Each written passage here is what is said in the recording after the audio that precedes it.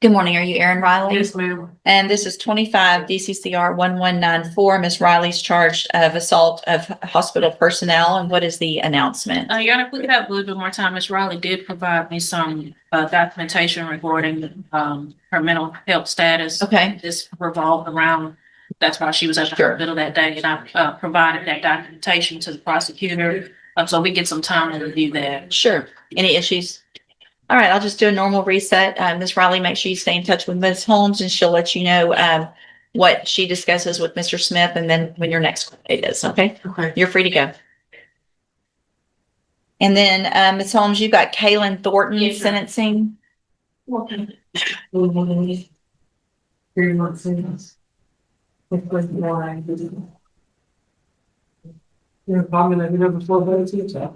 ma'am. I know. This is Mr. Coleman's on Kaylin Thornton. Good morning, sir. You're Kaylin Thornton. And Mr. Thornton was previously in court in cause number 26 DCCR 0220, entered a plea of guilty to the third-degree felony offense of promotion of prostitution. I have received the pre-sentence report and reviewed it. Have you both had an opportunity to review it? Yes, Your Honor. Yes, Judge. Any additions or corrections? The only correction, Mr. Thornton is working now. He Good. works for IHOP and at Main Event. Okay, So I know he said he was unemployed, but he is working. good. Good. Anything else? Based on the PSI and the lack of criminal history, I know the agreement was for a straight probation. We were inquiring as to whether the court would consider deferred. Mr. Smith? Judge, this isn't my case, but I would defer to your. I mean, I typically, especially for job purposes, depending on the nature of the offense, give that opportunity on a first. We've got no misdemeanor, no juvenile, no felony. It would make sense to me. Any issue? I don't have an issue with it. Okay. Mr. Coleman might get mad at both of us, but Well, he's not here. I can handle it. All right, sir. What I'm going to do then, based on that discussion, is modify this to a 10 deferred. All right. Anything else then before I go forward with sentencing? He has a GPS monitor on. He's been having it on for quite some time. And that was a bond condition, so Yeah. that would be, I think, I won't require that unless there's some issues with probation. So he'll be able to get that off later today or tomorrow. And as long as everything else is going well, that shouldn't be an issue. I'll go through with all the conditions and make sure that's all understood. All right. Yes. Okay. So Mr. Thornton, I'm going to find that you previously entered your plea of guilty freely and voluntarily. Find sufficient evidence to find you guilty. However, I'm going to defer all proceedings and place you on probation for a period of 10 years. There's Mr. Coleman. As I was watching upstairs, Go I ahead. asked that the court reconsider, Judge. This initially there was an allegation of violence. I don't know if the court would want to put this on a brief hold so that we can maybe take a look at the PC affidavit. I can also give you a summary. But not only was there an aggravated promotion of, excuse me, I'm out of breath because No, take your took the time. stairs down. That's okay. Not only was there an allegation that started out as a first degree aggravated promotion of prostitution that we have agreed to plead down to a lesser, but there was also an allegation that the individual or individuals who this defendant was essentially pimping were assaulted by this defendant, Judge. And I think under those circumstances, he's not.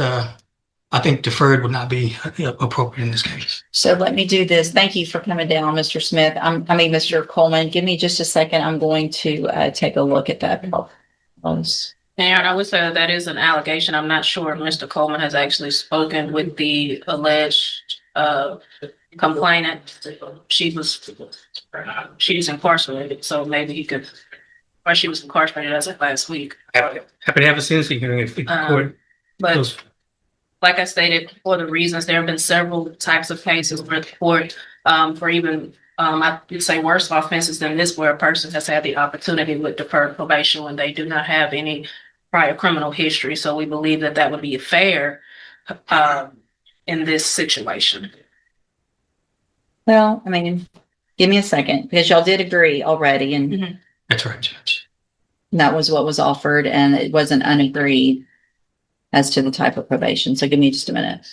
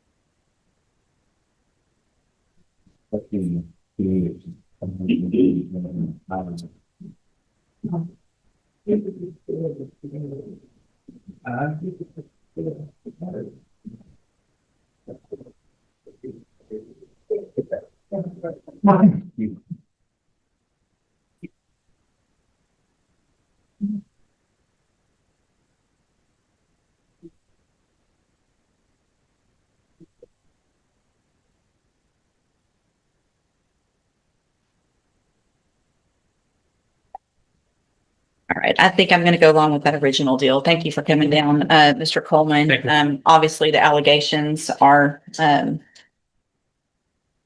very serious. So let me go back and do this. Mr. Thornton, you made an agreement for that 10-year term, and that's what we're going to go along with. And so I am, again, going to find sufficient evidence to find you guilty. I am at this time, in accordance with your agreement, going to find you guilty of promotion of prostitution. I'm going to sentence you in accordance with your agreement to a term of 10 years in prison, but that'll be probated. You'll be on probation for 10 years. You're ordered to pay a $1,000 fine and to follow all of the rules and conditions of probation. That includes, you will initially be on the high medium caseload, which just means you'll be under a little more supervision so they can make sure you're headed in the right path. You will be required to complete the moral recognition therapy and pay the cost of that. Have absolutely no contact with Caitlin Whitsitt, and not be on the premises of 4150 Maida Road. In addition, no association or whatsoever with prostitutes in any way, whether they're willing or not. You cannot have anything to do with them. Do you understand? Mhm. If you do everything you're supposed to, you still have an excellent opportunity because you'll be able to serve that 10-year sentence while you're out on probation instead of in prison. But the other side of that is if you violate any condition of probation, you'll be brought back into court and you'll be facing that 10-year sentence that you agreed to. Do you understand? All right, I'm handing you the trial court certification that shows this was an agreement that I followed, and so you've waived your right to appeal. I have also handed you a written admonishment regarding your ineligibility to possess a firearm or ammunition. Because of the judgment entered against you, you're ineligible under Texas law to possess a firearm or ammunition. Possession of a firearm or ammunition could lead to charges against you. If you have questions about the laws that make you ineligible to possess a firearm or ammunition, or about how long that lasts, you can talk with Ms. Holmes. You need to have a seat here in the courtroom. Probation will call you up to her desk when she's ready to go over your paperwork. Thank you, Ms. Holmes. Thank you, Mr. Coleman. Good morning, sir. Are you Broderick Guillory? And Mr. Guillory, did you get someone hired? I haven't got anyone hired yet. Speak up, please. I haven't got anyone hired yet, but I have, you told me to bring the names and my check stubs and my job, but I don't work there anymore. But I do have my check stubs and, So why don't you work there anymore? got laid off. The job ended, so. Okay. And I'm in the process of looking for another one now. What lawyers did you talk to? A guy named Ryan Kelly, Corey Crenshaw, and William Wilkerson. Okay, They all gave me different prices. right. Different payments plans, but I don't have any money to save it. Okay, so I'm gonna have you fill out some paperwork this morning since you've done what I asked you to see if you qualify for a court-appointed lawyer. You need to fill that paperwork out accurately and completely because you're gonna swear your oath that it's all true and correct, and then I'll take a look at it. If you step to the clerk on the end, she'll give you that paperwork. Good morning. Are you Rodney Hines? And Mr. Hines, this is your initial appearance in clause number 26 DCCR 0198. You're charged with a second-degree felony offense of aggravated assault causing serious bodily injury from November 5th of 2025. Since you've made bond in your case, have you had an opportunity to try to hire a lawyer? I haven't came to a official agreement or anything yet. All right, so I'm also looking at the rest of your indictment, which shows 6 prior felony offenses. which makes this obviously very serious. You need to try to get someone hired before that next court date. I'm going to reset you about 30 days to give you some time to hire someone. If you do get someone hired, just bring the reset notice that you get today to that lawyer, and they'll tell you what to do. If you're unable to hire someone before that next court date, then I'm ordering you to visit with at least 3 lawyers. They all charge different amounts. They have different payment plans. And bring me back the names of the lawyers that you've talked to, so I know you're trying, and then we'll discuss your options. If you don't do that, then when you come back, you run the risk of me raising your bond for not following that court order, and you would go back to jail. Do you understand? All right, step in front of the clerk. She'll give you a reset notice.